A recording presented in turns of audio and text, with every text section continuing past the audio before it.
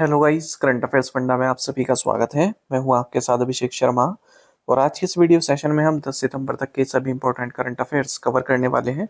हमेशा की तरह आप इस वीडियो को अंत तक जरूर देखिएगा। आज भी आपको काफ़ी कुछ जानने के लिए मिलेगा। सेशन की शुरुआत करने से पहले आप सभी को बताना चाहूँगा, यदि आप हमारे daily current affairs PDF, weekly PDF, monthly PDF और हर महीने के banking and economic awareness PDF चाहते हैं तो करंट अफेयर्स फंडा का 1 ईयर मेंबरशिप प्लान आप ज्वाइन कर सकते हैं, जिसका लिंक आपको वीडियो के डिस्क्रिप्शन में या फिर फर्स्ट कमेंट में मिल जाएगा। आपको बता दें, इस 1 ईयर मेंबरशिप प्लान के तहत जितना भी हमारा PDF कंटेंट है वो हम आपको 1 साल तक के लिए प्रोवाइड कराते हैं, जिसे आप डाउनलोड कर सकते हैं, प्रिंट आउट भी निकलवा सकते हैं। इसके लिए चाहे तो आप करंट अफेयर्स फंडा ऐप को यूज़ कर सकते हैं या फिर अपने लैपटॉप या सिस्टम की मदद से वेब लॉगिन भी कर सकते हैं। कोई भी आपका एग्जाम हो, बैंकिंग, SSC, रेलवे या फिर स्टेट PCS, जहाँ पर भी जनरल अवेयरनेस या करंट अफेयर्स पूछे जाते हैं, सभी एग्जाम्स के लिए हमारा PDF कंटेंट काफ़ी यूज़फुल है। इस PDF कोर्स में हमने आपको RBI सर्कुलर्स भी प्रोवाइड कराए हैं। Financial awareness, digital awareness, banking awareness, general and economic awareness, सब कुछ एक ही PDF कोर्स में आपको प्रोवाइड कराया जा रहा है। इस बार जो IBPS PO रिक्रूटमेंट नोटिफिकेशन 2025 आया है, उसमें आप अगर मेंस एग्जाम के सिलेबस में देखेंगे तो जनरल अवेयरनेस सेक्शन के साथ RBI सर्कुलर्स भी उसमें लिखा हुआ है। तो RBI सर्कुलर्स आपको पढ़कर जाना है, क्योंकि यहाँ से 100% क्वेश्चन आपको मिलेंगे ही मिलेंगे। अब RBI सर्कुलर्स आप RBI की वेबसाइट से खुद भी पढ़ सकते हैं, पर वो काफ़ी टाइम कंज्यूमिंग आपके लिए रहेगा, क्योंकि पिछले 5-6 महीनों के RBI सर्कुलर्स आपको स्टडी करने पड़ेंगे और ये काफ़ी लेंदी होते हैं और फाइनेंशियल और इकोनॉमिक टर्म्स इनमें काफ़ी यूज़ होती है, तो आपको काफ़ी टाइम इनमें लग जाएगा। अब यही आपका समय बचाने के लिए करंट अफेयर्स फंडा ने इन RBI सर्कुलर्स को काफ़ी सिंपल लैंग्वेज में और काफ़ी शॉर्ट में PDF फॉर्मेट में रेडी किया है, वो भी MCQs के साथ। यानी कि एक बार आप RBI सर्कुलर्स पढ़ेंगे, उसके बाद MCQs के साथ भी प्रैक्टिस उन्हें कर सकते हैं। तो जितना ज़रूरत है केवल उतना ही RBI सर्कुलर्स में आप पढ़ेंगे उस PDF के माध्यम से, और अच्छे से आपको समझ आ जाएगा। बाकी बैंकिंग अवेयरनेस कोर्स जो हम पहले अलग से देते थे, वो इसी कोर्स में हमने शामिल कर दिया है। कंप्लीट बैंकिंग अवेयरनेस उसमें पढ़ाई गई है, और न केवल आपके बैंकिंग मीन्स एग्जाम, बल्कि अगर आप बैंकिंग इंटरव्यूज़ देते हैं, जैसे SBI PO, IBPS PO, RRB PO, even RBI grade भी, तो इन इंटरव्यूज़ में जो बैंकिंग नॉलेज आपसे पूछी जाती है उसे भी आप आंसर कर पाएंगे इस बैंकिंग अवेयरनेस कोर्स को पढ़कर। यदि आप SSC, रेलवे, स्टेट PCS जैसे एग्जाम्स भी देते हैं, वहाँ पर भी हेल्पफुल रहेगा, क्योंकि कंप्लीट इंडियन इकोनॉमी भी इस कोर्स में पढ़ाई गई है, तो वहाँ से आप इंडियन इकोनॉमी क्वेश्चंस कर सकते हैं। और एक चैप्टर हमने इंश्योरेंस के बेसिक्स के लिए भी रखा है, तो वहाँ से इंश्योरेंस के बेसिक्स आपके क्लियर हो जाएंगे। तो सब कुछ आपको एक ही PDF कोर्स में प्रोवाइड कराया जा रहा है, वो भी 1 साल की वैलिडिटी के साथ। तो वन टाइम पेमेंट आपको करनी है, और 1 साल तक जितने भी आपके एग्जाम्स होंगे जहाँ पर भी जनरल अवेयरनेस या करंट अफेयर्स पूछे जाते हैं, सभी एग्जाम्स में हमारा यही करंट अफेयर्स कोर्स आपके लिए इनफ रहेगा। ये आपको मिलेगा कहाँ पर? करंट अफेयर्स फंडा ऐप पर। ऐप का लिंक वीडियो के डिस्क्रिप्शन में भी दिया गया है और फर्स्ट कमेंट में भी पिन कर दिया गया है। तो लिंक पर क्लिक कीजिए, ऐप को इंस्टॉल कीजिए। लॉगिन करने के बाद ये कोर्स आप बाय कर पाएंगे। फिर भी कोई डाउट अगर आपका रहता है तो हमारा कस्टमर केयर नंबर है 8448169188। इस पर आप कॉल कीजिए या फिर व्हाट्सएप करके भी जानकारी प्राप्त कर सकते हैं। तो बिना किसी देरी के शुरुआत करेंगे इस वीडियो सेशन की। सेशन की शुरुआत हमेशा की तरह क्वेश्चन ऑफ द डे से करेंगे, जिसका आंसर आपको भी कमेंट बॉक्स में करना है। तो पूछ रहे कि संयुक्त राष्ट्र महासभा के 80वें सत्र की आम बहस में भारत का प्रतिनिधित्व कौन करेंगे? Who will represent India at the general debate of the UNGA 80th session? Option है PM Narendra Modi, external affairs minister S Jaishankar, finance minister Nirmala Sitharaman, या फिर प्रेसिडेंट द्रौपदी मुर्मू। जल्दी से आंसर कर दीजिए, फिर हम आगे बढ़ते हैं। और इस तरह के क्वेश्चन यदि आप प्रैक्टिस करना चाहते हैं तो हमें टेलीग्राम पर जो ज्वाइन कीजिएगा। करंट अफेयर्स फंडा नाम से हमारा टेलीग्राम चैनल है।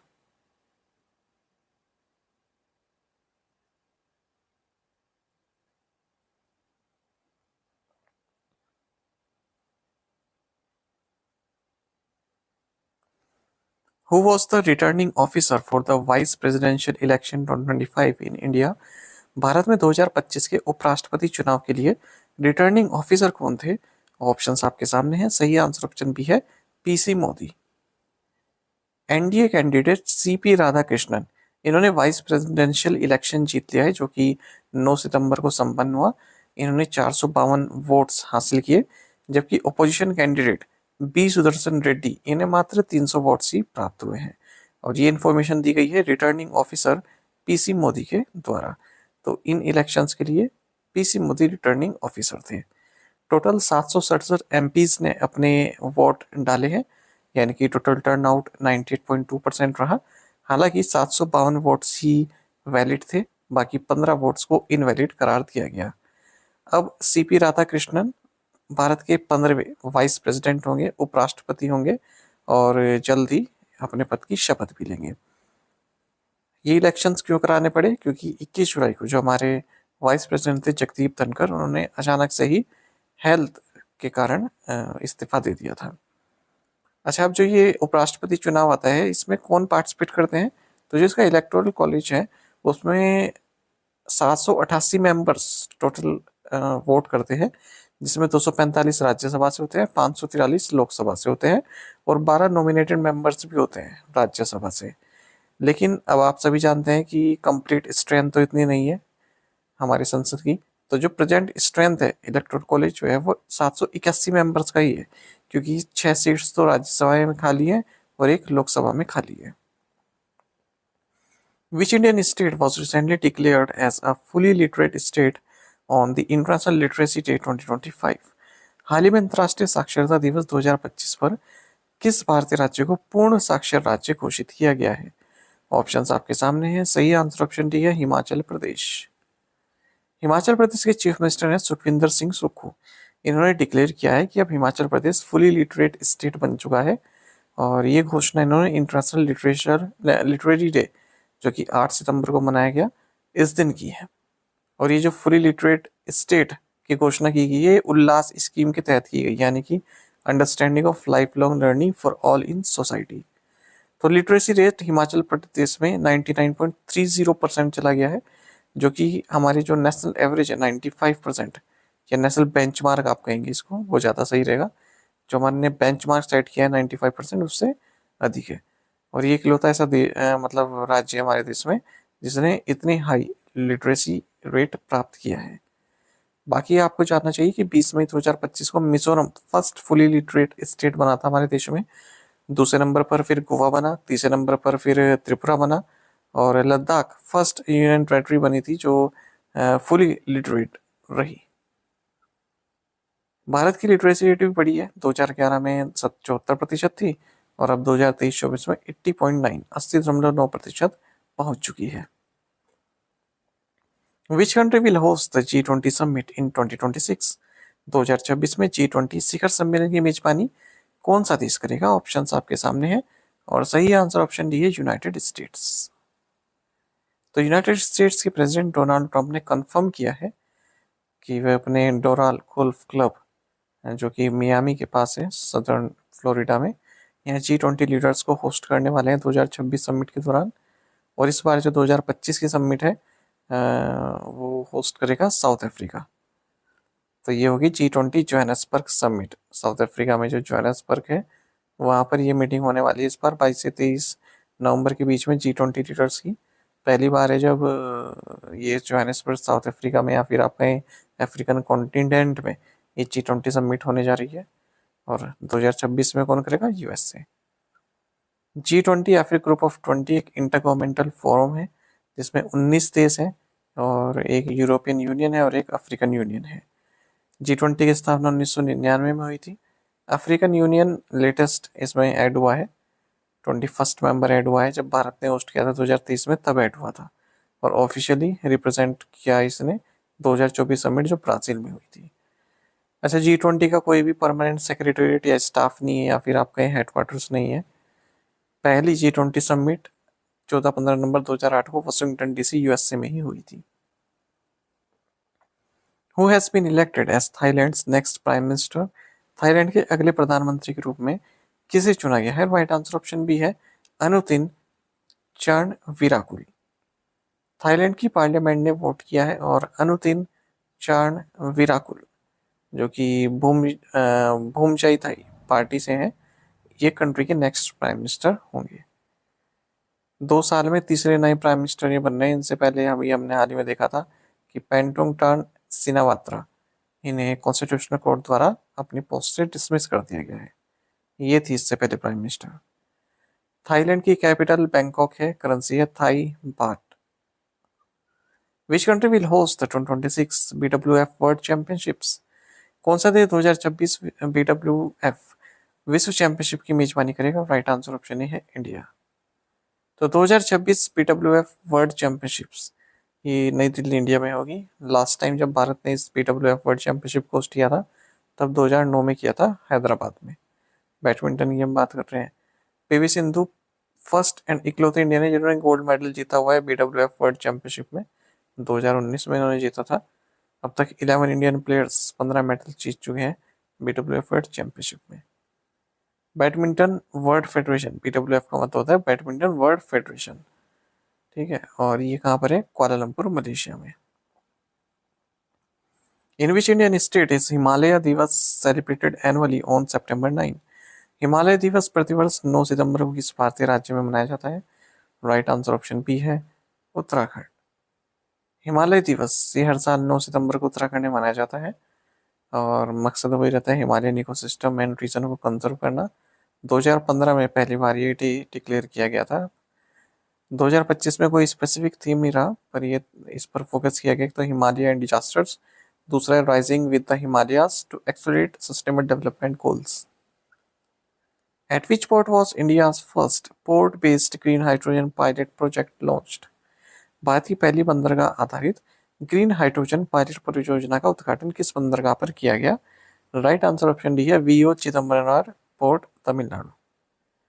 Union minister of port shipping and waterways Sarbananda Sonowal, इन्होंने वीओ चिदम्बरम पोर्ट तमिलनाडु में इंडिया का first port based green hydrogen pilot project launch किया। यानी कि जो हमारा पोर्ट है ये वीओ चिदम्बरम पोर्ट, यहाँ पर ग्रीन हाइड्रोजन जनरेट किया जाएगा। इस फैसिलिटी को 3.87 करोड़ रुपए की लागत से बनाया जा रहा है और इसकी कैपेसिटी रहेगी 10 normal cubic metre per hour green hydrogen generate यहाँ पर की जाएगी। और इससे जो पावर, जो स्ट्रीट लाइट्स हैं उनको चलाया जाएगा, जो इलेक्ट्रिक व्हीकल्स हैं, चार्जिंग स्टेशन है, ठीक है, उनको सप्लाई की जाएगी। जो यहाँ की कॉलोनी है, पोर्ट में कॉलोनी होती है ना रहने के लिए, वहाँ पर काम में लाई जाएगी इलेक्ट्रिसिटी। इसी के साथ ये वीओसी पोर्ट फर्स्ट पोर्ट बन गया हमारे देश में जो ग्रीन हाइड्रोजन को प्रोड्यूस करेगा। साथ ही जो ये मिनिस्टर हैं सर्बानंद सोनोवाल, इन्होंने green methanol bunkering and refuelling facility को भी की भी आधारशिला रखी है यहीं पर। और कोस्टल ग्रीन शिपिंग कॉरिडोर जो कि कांदला और तूतीकोरिन के बीच है उसी का हिस्सा है ये। Who unveiled the UPI-UPO integration project at the 28th universal postal congress in Dubai? Dubai में 28वें यूनिवर्सल पोस्टल कांग्रेस में UPI-UPO एकीकरण परियोजना का अनावरण किसने किया? राइट आंसर ऑप्शन सी है Jyotiraditya M Scindia. Union minister for communications and development of north eastern region Jyotiraditya M Scindia, इन्होंने UPI-UPO इंटीग्रेशन प्रोजेक्ट का अनावरण किया है 28th universal postal congress Dubai में। ये इनिशिएटिव जॉइंटली डेवलप किया गया है department of post, NPCI international payments limited और यूनिवर्सल पोस्टल यूनियन के द्वारा। तो ये जो इंडिया का UPI है इसको UPU इंटरकनेक्शन प्लेटफॉर्म के साथ इंटीग्रेट किया जा रहा है। यूनिवर्सल पोस्टल यूनियन की UPU की बात करें, एक स्पेशलाइज्ड एजेंसी है यूनाइटेड नेशंस की।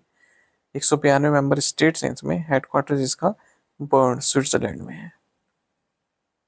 Which Indian company recently signed an MOU with Merck to advance semiconductor and electronics manufacturing? हाल ही में किस भारतीय कंपनी ने सेमीकंडक्टर और इलेक्ट्रॉनिक्स में निर्माण को आगे बढ़ाने के लिए मर्क के साथ एक समझौता ज्ञापन पर हस्ताक्षर किए? राइट आंसर ऑप्शन डी है Tata Electronics Private Limited. Tata Electronics Private Limited और मर्क इन्होंने MOU memorandum of understanding sign किया है जिसके जरिए भारत का जो सेमीकंडक्टर और इलेक्ट्रॉनिक्स मैन्युफैक्चरिंग कैपेबिलिटीज है उसको और बेहतर बनाया जाएगा और एडवांस बनाया जाएगा। This partnership will focus on semiconductor materials, fabrication infrastructure and speciality chemical and gas distribution in India. तो जो मर्क है ये US बेस्ड कंपनी है, ये अपने प्रोडक्ट एंड सर्विसेज प्रोवाइड कराएगी जैसे high purity electronic materials, advance gas and chemical delivery system और ट्रंकी फैब इंफ्रास्ट्रक्चर सर्विसेज, सब कुछ। India defeated which country to win the bronze medal in the CAFA Nations Cup 2025? Bharat ने Kafa Nations Cup 2025 में किस देश को हराकर कांस्य पदक जीता? राइट आंसर ऑप्शन बी है ओमान। तो फुटबॉल की बात हम यहाँ पर कर रहे हैं। भारत ने ओमान को हराया है और तीसरे नंबर पर भारत ने फिनिश किया है काफा नेशंस कप 2025 में। और ये भारत और ओमान का मैच ताजिकिस्तान में खेला गया है। भारत ने ब्रॉन्ज मेडल जीता है। भारत की जो फुटबॉल टीम है उसे ब्लू टाइगर्स भी कहते हैं। तो इन्होंने ओमान को 3-2 से हराया पेनल्टीज में। और ये जो पूरी प्रतियोगिता है काफा नेशंस कप, ये ताजिकिस्तान और उज्बेकिस्तान इन दोनों देशों द्वारा होस्ट की गई। अच्छा, अगर हम बात करें इस इवेंट के फाइनल की, तो वो उज्बेकिस्तान और ईरान के बीच में हुआ था। और होस्ट कंट्री उज्बेकिस्तान ने ये टाइटल अपने नाम किया है, CAFA Nations Cup 2025। Indian Football Federation के प्रेसिडेंट कल्याण चौबे हैं। और जो ये भारतीय फुटबॉल टीम है, इनके कोच हैं Khalid Jamil. Who won the 2025 Dutch Grand? 2025 Dutch Grand किसने जीता? राइट आंसर ऑप्शन है ऑस्कर पिएस्ट्री। ऑस्कर पिएस्ट्री ने 2025 डच ग्रां प्री जीता है, जो कि नीदरलैंड्स में हुआ है। आपको बता दें, पिएस्ट्री ऑस्ट्रेलियन रेसिंग ड्राइवर है। फॉर्मूला 1 में मैक्लेरन के लिए compete करते हैं। India's first electric tug will be deployed eight which port? Bharat का पहला इलेक्ट्रिक टग किस बंदरगाह पर तैनात किया जाएगा? राइट आंसर ऑप्शन डी है दीनदयाल पोर्ट, कांडला। तो नॉर्वे हेडक्वार्टर्ड कोंग्सबर्ग मैरीटाइम, ये कंपनी है नॉर्वे की। इसने एक एग्रीमेंट साइन किया है जिसके जरिए fully integrated equipment package provide कराएगा इंडिया के फर्स्ट इलेक्ट्रिक टग को स्टैब्लिश करने के लिए कांडला के दीनदयाल पोर्ट पर। इस तरह से हमारे देश का पहला ग्रीन टग ट्रांजिशन प्रोग्राम बनेगा। ये ट्रक डिजाइन किया गया है नव नॉर्थिक इंडिया द्वारा। 60 टन बोलार्ड पुल रहेगा इसमें। और टग मतलब आप समझे ना, जैसे कोई गाड़ी होती है, हम देखते हैं कोई नो पार्किंग में खड़ी हो जाती है तो उसको टग करके ले जाते हैं ना, है ना, उसको उठा कर ले जाते हैं। तो इसी तरह से यहाँ पर भी ये इलेक्ट्रिक टग है ये। जैसे कोई शिप है, उसको एक किनारे से दूसरे किनारे पर ले गए, उसके काम आएगा ये। Who has been appointed as the associate administrator, the highest ranking civil service post at NASA? NASA में सर्वोच्च रैंकिंग सिविल सेवा पद एसोसिएट एडमिनिस्ट्रेटर के तौर पर किसे नियुक्त किया गया है? राइट आंसर ऑप्शन बी है अमित क्षत्रिय। तो इंडियन अमेरिकन अमित क्षत्रिय ये एसोसिएट एडमिनिस्ट्रेटर बनाए गए हैं नासा में। नासा में highest ranking civil service post है। बाकी आपको जानना चाहिए, नासा के जो एक्टिंग एडमिनिस्ट्रेटर हैं इनका नाम है Sean P Duffy. Which bank has appointed Kaustubh Kulkarni as co-head of its investment banking coverage for Japan, Asia North and Australia and South and Asia South? किस बैंक ने कौस्तुभ कुलकर्णी को Asia उत्तर और Australia तथा दक्षिण एशिया दक्षिण के लिए अपने निवेश बैंकिंग कवरेज का सह प्रमुख नियुक्त किया? राइट आंसर ऑप्शन बी है सिटी बैंक। तो यूएस बेस्ड सिटी बैंक ने कौस्तुभ कुलकर्णी को को हेड नियुक्त किया है अपने इन्वेस्टमेंट बैंकिंग एंड कवरेज के लिए Japan, Asia north and Australia and Asia south में। How many entities has the Reserve Bank of India selected for the test phase of the 5th regulatory sandbox cohort? भारतीय reserve bank ने 5वें नियामक sandbox cohort के परीक्षण चरण के लिए कितनी संस्थाओं का चयन किया? राइट आंसर ऑप्शन सी है 5। तो रिजर्व बैंक ऑफ इंडिया ने 5 एंटिटीज को सिलेक्ट किया है। जो आरबीआई का रेगुलेटरी सैंडबॉक्स 5th कोहोर्ट है थीम न्यूट्रल, इसमें टेस्ट फेज के लिए। इनके नाम है connecting dot consultancy, applified technologies, फिनेक technologies, Indian banks digital infrastructure company और सिंजी टेक्नोलॉजीज। रेगुलेटरी सैंडबॉक्स मैंने आपको पहले ही बताया था। मान लीजिए कोई कंपनी है, ठीक है, अब वो किसी प्रोडक्ट को टेस्ट करना चाहती है। अब पहले ये देखिए, यहाँ पर है थीम न्यूट्रल, यानी कि आपको छूट दे दी गई है, आप किसी भी टेक्नोलॉजी से संबंधित आप कुछ भी नया कुछ बना सकते हैं, प्रोडक्ट बना सकते हैं। मान लीजिए कोई कंपनी लेकर आ गई कि हम केवाईसी का एक नया तरीका लेके आए हैं, ठीक है, जो केवाईसी जो अब जिस तरह से अब होती है उसमें कुछ एडवांस लेके आए हैं जो बिल्कुल नया हो। तो आरबीआई ने क्या कहा कि आप क्या कीजिए, रेगुलेटरी सैंडबॉक्स पर अप्लाई कीजिए। रेगुलेटरी सैंडबॉक्स में क्या होता है, रिजर्व बैंक ऑफ इंडिया पूरी फैसिलिटी उनको प्रोवाइड कराता है कि कंट्रोल्ड एनवायरनमेंट में उन जो प्रोडक्ट है, किसी कंपनी ने जो प्रोडक्ट बनाया, कोई ऐप बनाया, सॉफ्टवेयर बनाया है, उसको टेस्ट किया जाता है और कुछ चुनिंदा लोगों पर या फिर चुनिंदा बैंकों पर उसको अप्लाई किया जाता है। देखा जाता है किस तरह से वर्क कर रहा है ना। अगर कोई सुधार की जरूरत होती है तो सुधार किया जाता है। आरबीआई इसमें जो है अपनी टेक्निकल टीम भी इसमें प्रोवाइड कराता है, ठीक है, हर तरह से सहयोग इसमें कराता है। तो पहले टेस्ट किया जाता है, उसके बाद फिर नेशनल लेवल पर उस प्रोडक्ट को उतारा जाता है। तो ये मतलब हुआ है रेगुलेटरी सैंडबॉक्स का।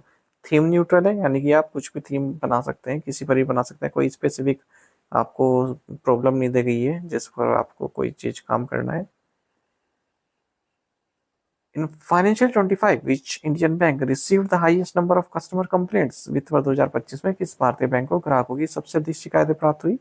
राइट आंसर ऑप्शन ए है एसबीआई।